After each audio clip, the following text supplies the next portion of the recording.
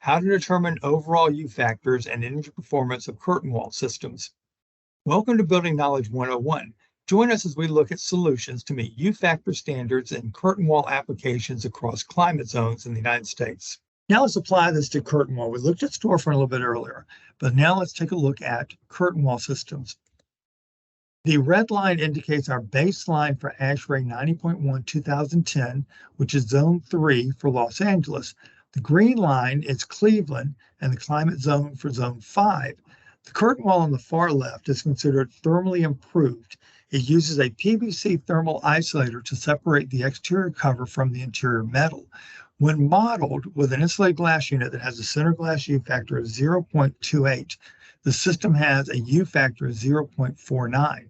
This will meet the minimum U factor for Zone 3, Los Angeles, but not the minimum U factor of 0.45 for Cleveland. So we've got to look at some other options now.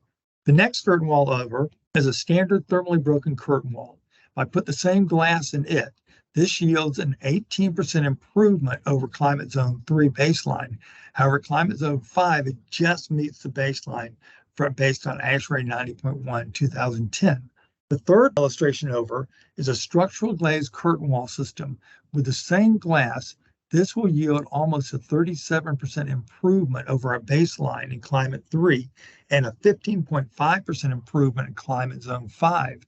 So you can see now, just changing from a captured system to an SSG, we've improved the overall efficiency of our curtain wall system, and we're starting to gain points by showing improvement from our base model. On the far right is even a higher performing option. This is a triple glazed curtain wall system with an enhanced thermal break in it. This would yield an overall improvement of 53% improvement over our baseline for Climate Zone 3 and almost 38% improvement over Climate Zone 5, which significantly reduces the amount of energy for the building and helps to achieve points in energy categories for various green building certifications.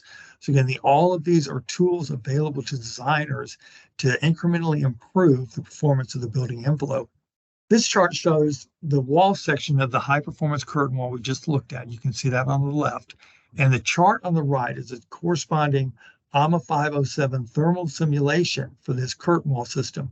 In the example we used, an insulated glass unit with a center glass U factor of 0.16. By using that, they gave us a system U factor of 0.27. So if you want, you can take that, or if you want to continue to improve the efficiency of the system, there are other insulated glass units available with incrementally better performance. And you can see on the right side how changing the glass is going to incrementally improve the overall performance of the curtain wall system. That is all we have time for in this video. If you'd like to watch more of our 101 video series, subscribe to our YouTube channel, Kawneer Company, Inc.